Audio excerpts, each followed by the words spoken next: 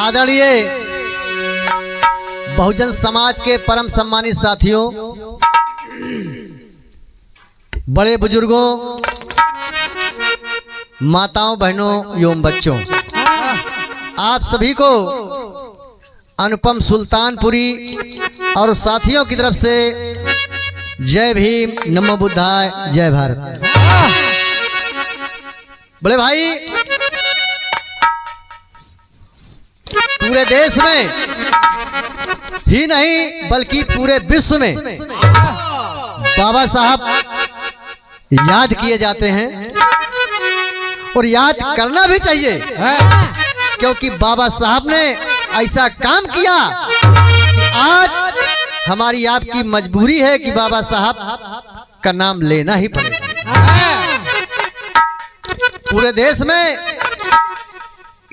हम सभी लोग जय भीम कह करके बाबा साहब का नाम अमर और अजर करते हैं, लेकिन बाबा साहब ने कहा था कि आए मेरे भाई, मेरे देश के लोगों, मेरे विचारों को मानिए, तभी आपका उद्धार संभव है। लेकिन हम लोग आपस में जितना जय भीम करते हैं उतने भाव और आदर के साथ बाबा साहब के विचारों पे अमल नहीं करते। इसीलिए कहना है कि बाबा साहब को नहीं, बाबा साहब की मानिए। देखें, इस 2024 में कल 24 मार्च को लोग होली मना रहे हैं। हमारे बहुजन समाज के तमाम साथी लोग भी इसमें बढ़ चढ़कर हिस्सा लेंगे, जबकि हमारे देश के तमाम साथी, गायक, कलाकार, कवि, तमाम जो समाज के दिग्दर्शक होते हैं, उन्होंने अपने समाज को चिताया कि मेरे भाई, मेरे भाइयों, होली मनाना माँ बहनों का अपमान करना है। लेकिन फिर भी हम लोग नहीं मानते हैं, होली मनाते हैं, इधर जय भीम भी करते हैं। कहना है कि दो रास्ते पे चलेंगे तो काम बनता भी रहेगा तो खराब हो जाएगा। एक रास्ता पे जाइए, इधर जय भीम भी करते हैं, उधर होली भी मनाते हैं। देखें, गीत के माध्यम से आज बाबा साहब को मानते हैं, लेकिन बाबा साहब की बात नहीं मानते। इसी पे एक भाव सुने।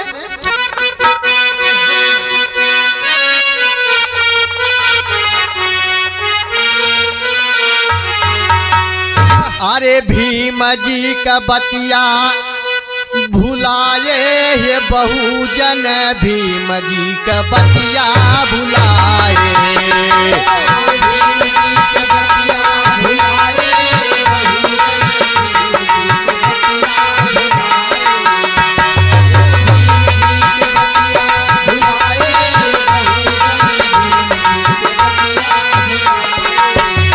अरे भीम जी का बतिया भुलाए है बहुजन, भीम जी का बतिया भुलाए।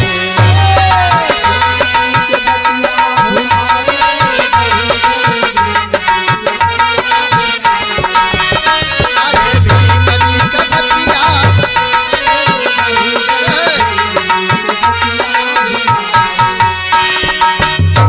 कैसे भूल गए हम लोग? बाबा साहब को तो मान रहे हैं, लेकिन बाबा साहब की बात को भूल रहे हैं। अरे भीम जी दी है तो कहा का अधिकार हो,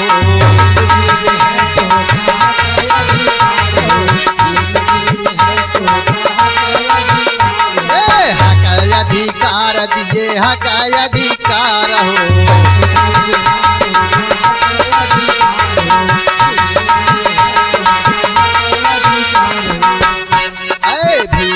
दिए तो कहा का अधिकार हो।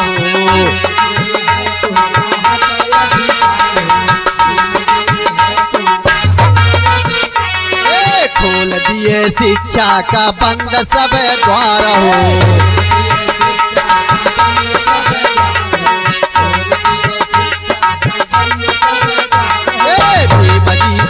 तो कहा के अधिकार हो। खोल दिए शिक्षा का बंद सब द्वार हो।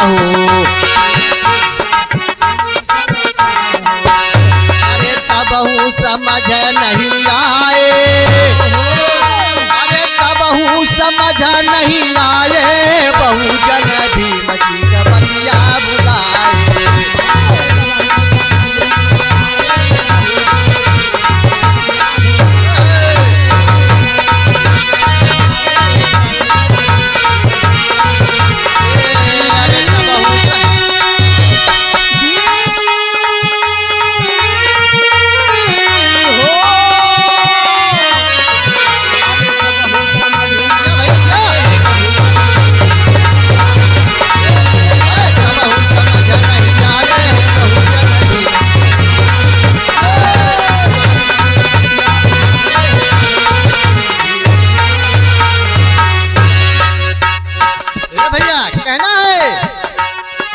कैला गुलामी, ए कैला गुलामी तू ढोंगवई माँ फंसी के।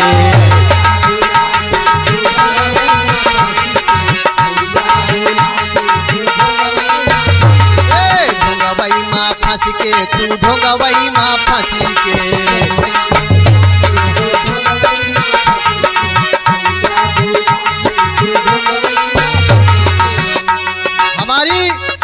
गुलामी का कारण सिर्फ और सिर्फ ढोंग पाखंडवाद।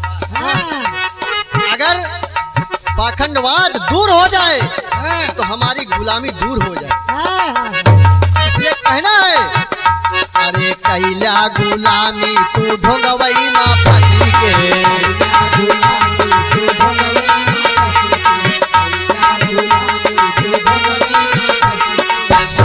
नरकवा के चक्कर में परी के, स्वर्ग नरकवा।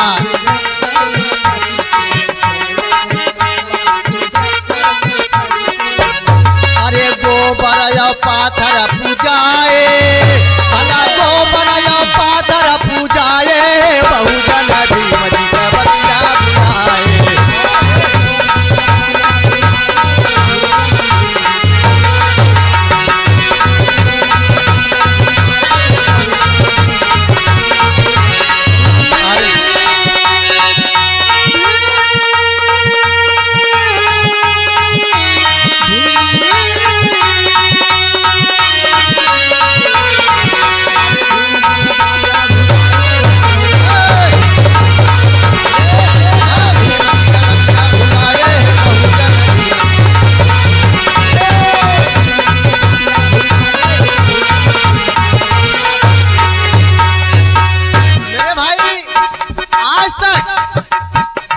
समाज देवी और देवता के चक्कर में भटक रहा है और देवी देवताओं ने मुसीबत बढ़ाने के अलावा कुछ फायदा नहीं किया।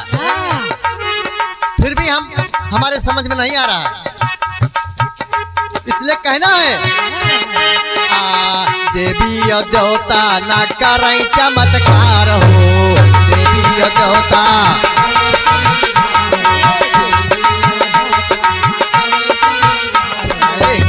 चमत्कार नहीं करें चमत्कार हो।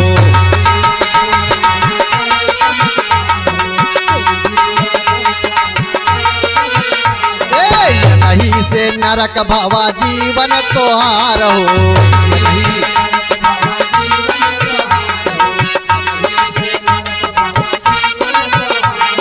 जीवन तोहार नरक जीवन तोहार हो।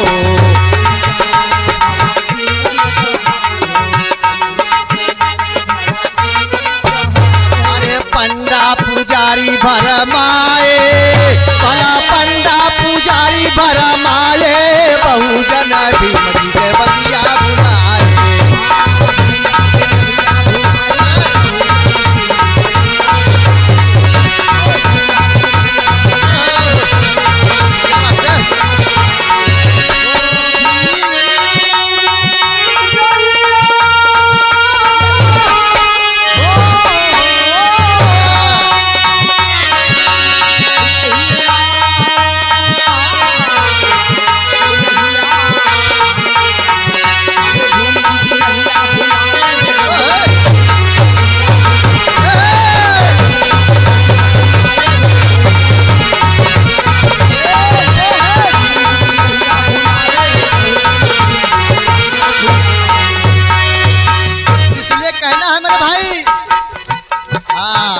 महापुरुषन के तू बतिया न माना, महापुरुषन के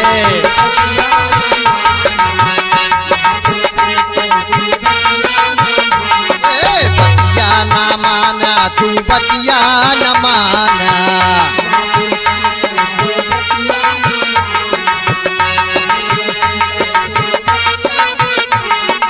असली ग्रंथ संविधान के न जाना, असली ग्रंथ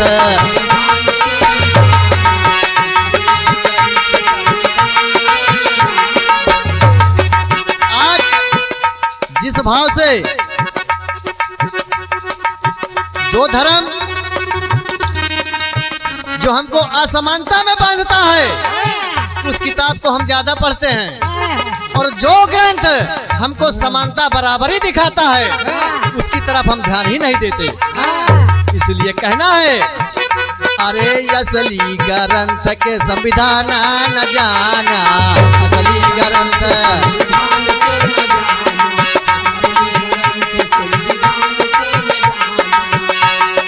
अनुपम से सहा नहीं जाए,